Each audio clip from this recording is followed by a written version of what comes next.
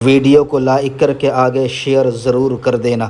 خدا امتحان لے تو پھر امتحان دے دینا، یہ صرف اللہ والوں کی شان ہے، یہ اللہ والوں کا کام ہے۔ اور اس نے کہا ہم ضرور آزمائیں گے تمہیں، اور اللہ کے جو جتنا قریبی ہوگا اللہ اس کو اتنا زیادہ آزمائے گا۔ اس لیے دیکھو اللہ کے سب سے زیادہ مقرب حضور علیہ السلام ہے، کتنا آزمایا، کتنا آزمایا، کانٹوں پہ چلوایا۔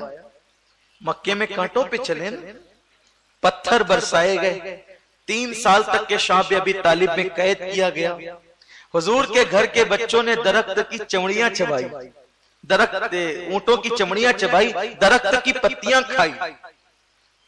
آزمائش یا آزمائش ہے۔ آقا فرماتے ہیں اللہ کی راہ میں مجھے جتنا آزمایا گیا ہے اتنا کسی نبی کو بھی آزمایا نہیں گیا۔ اور حضور کے بعد نبیوں میں سب سے زیادہ کوئی آزمائے گئے تو حضرت ابراہیم خلیل اللہ ہے۔ اسی لیے ان کا مرتبہ ہمارے نبی صلی اللہ علیہ وآلہ وسلم کے بعد۔ حضرت ابراہیم خلیل اللہ علیہ السلام کی پیدائش سے پہلے ہی ایک شخص تھا جس کا نام نمرود تھا، اور نمرود کو اللہ نے پوری دنیا پر حکومت عطا کی تھی۔ یہ نمرود وہ انسان ہے جس کو اللہ نے پوری دنیا کی حکومت عطا کی تھی، پوری دنیا پہ یہ حکومت کرتا تھا، حکمراں تھا۔ لیکن جب اللہ نے حکومت دی تو مغرور ہو گیا، غرور اور تکبر اس میں آ گیا۔ تو جانتے ہیں جب بھی انسان نعمت پانے کے بعد مغرور ہوتا ہے تو اللہ تبارک و تعالی پھر اس سے وہ نعمت چھین لیتا ہے۔ اچھا نمرود کی عمر کتنی ہوئی؟ نمرود کی عمر 1000 سال سے کچھ تجاوز کر گیا۔ اللہ نے بڑی لمبی عمر اس بدبخت کو دی تھی۔ یہ ایک بات ہے، مومن کی لمبی عمر مومن کے لیے رحمت ہے، اور کافر کی لمبی عمر اس کے لیے اللہ کا عذاب ہے۔ تو نمرود جو تھا حکومت کرتے کرتے خدا ہونے کا اس نے دعویٰ کیا، انا ربکم الاعلی اس نے کہلوایا، اس نے کہنا شروع کیا کہ میں رب ہوں تمہارا اور مجھے خدا مانو۔ اور ظاہر سی بات ہے، آپ جانتے ہیں جس کی لاٹھی اس کی بحث۔ تو ایسا ہوتا ہے اکثر کہ جس کے پاس حکومت ہو، دولت ہو، مال و منال ہو تو لوگ اسی کی گانے لگتے ہیں، اسی کی بجانے لگتے ہیں۔ اب نمرود نے کہا میں خدا ہوں۔ جب کہا کہ میں خدا ہوں لوگوں نے اس کو خدا کہنا شروع کیا۔ پھر اس نے 90 خدا بنائے، 1-2 پہ بس نہیں کیا، نمرود نے 90 خدا بنائے، 90 ستاروں کی شکل میں الگ خدا، سورج الگ خدا، چاند الگ خدا۔ اب اتنے سارے خداؤں کو ایک بندہ پوجے گا، عبادت کرے گا تو رہے گا کہاں؟ ایک خدا کی عبادت انسان صحیح سے نہیں کر پاتا، وہ اتنوں کو کہاں پوچھتے بیٹھے؟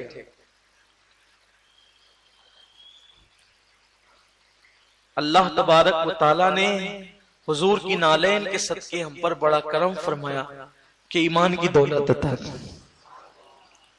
ہم ایسے خدا کی عبادت کرتے ہیں جو خود زندہ ہیں اور لوگوں کو زندگیاں دیتا ہے، خود کھاتا نہیں ہے، اپنے بندوں کو کھلاتا ہے۔ اس کی شان کیا ہے؟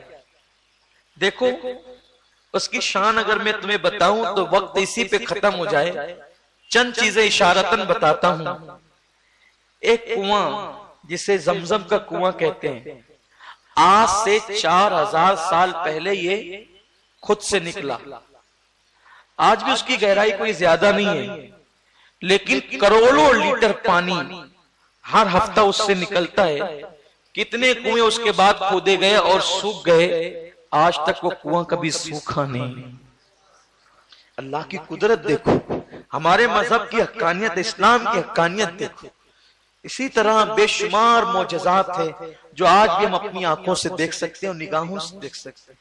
اسلام کتنا حسین ترین اور حقانیت والا مذہب ہے کہ لوگ چاند پر گئے اور چاند پہ جانے کے بعد بڑے خوش ہوئے کہ ہم چاند پر آ گئے، اور ہم نے جو وہ چاند پہ آنے کے بعد بہت بڑا کارنامہ انجام دیا۔ لیکن جب وہ چاند پر پہنچے تو چاند پر پہنچنے کے بعد انہوں نے دیکھا کہ یہ چاند کبھی توڑا گیا تھا، یہ چاند کبھی توڑا گیا تھا اور توڑنے کے بعد کبھی جوڑا بھی گیا تھا. جیسے آئینہ ٹوٹ کر جوڑا جائے تو اس میں سے ایک ہلکا سا نشان ہوتا ہے, ایسے انہوں نے وہاں محسوس کیا.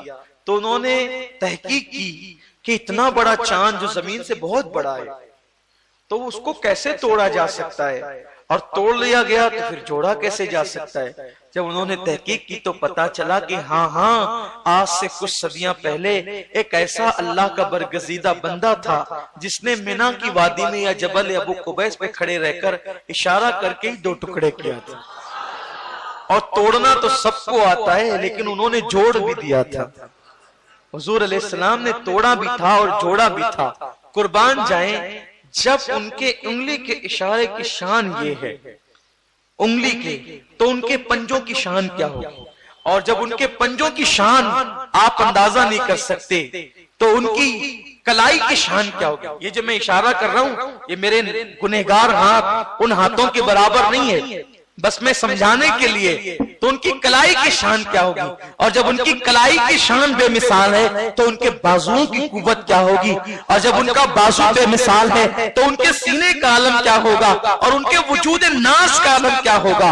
اور جب ایسے وجود والے محمد کی یہ شان ہے تو محمد عربی کو بنانے والا جو خدا ہے اس کی شان کا عالم کیا ہوگا, اس خدا کی قوت کیا ہوگی. ہم تو اس اندیکھے خدا کو حضور کے ذریعے سے مانتے ہیں کہ جب یہ ایسے ہیں تو وہ کیسا ہوگا. اتنا بڑا رسول ہے, اتنا بڑا رسول ہے. دیکھو لوگوں نے جو سورج کو چاند کو یہ بنایا نا, خدا بنایا. آج بھی ہندوستان کے اندر ایک چیز چل رہی ہے کہ سورج کو نمسکار کرو. سورج کو اسکولوں میں جو ہے وہ لوگ چاہتے ہیں کہ یہ عام ہو جائے, اور خاص طور پر گورنمنٹ کے اسکولوں میں کہ سورج کو نمسکار کرو. پہلی بات تو مذہب اسلام میں نمسکار کہنا یہی حرام ہے. ہم کسی کو عام انسان کو بھی نمسکار نہیں کر سکتے. ہمارے یہاں ہمارا اپنا ایک سلام ہے, ہم سلام کرتے ہیں. اگر کسی کافر کو بطور ضرورت اس کو کچھ کہنا پڑے تو ہم اس کو گڈ مارننگ کہہ دیں, گڈ ایوننگ کہہ دیں, اور اپنے حساب سے گڈ آفٹر نون کہہ دیں. یہ آپ کہیں, لیکن البتہ ہم نمسکار نہیں کر سکتے. نہ کسی کافر کو سلام کر سکتے ہیں نہ اس کو نمسکار کہہ سکتے. لوگ نمستے بھی کہتے ہیں, نمسکار بھی کہتے ہیں. اس کا اصل مفہوم ہوتا ہے نمو سیویکار. تو یہ جو نمو سیویکار ہے اس کا معنی اسلام میں جائز نہیں ہے, اس کی اجازت اسلام میں نہیں ہے. جب انسان کو ہم نمسکار نہیں کر سکتے تو سورج کو کیسے کریں. تو اور لوگ سورج کو کیوں نمسکار کرنے کی بات کر رہے ہیں, یہ سورج طاقتور ہے. لیکن یاد رکھیں لوگوں نے جب طاقتور سمجھا مٹی کو تو پتھر سے مٹی ٹکرائی تو مٹی ٹوٹ گئی, تو لوگوں نے پتھر کو طاقتور سمجھا. ویڈیو اگر اچھا لگا ہو تو آگے شیئر ضرور کر دینا.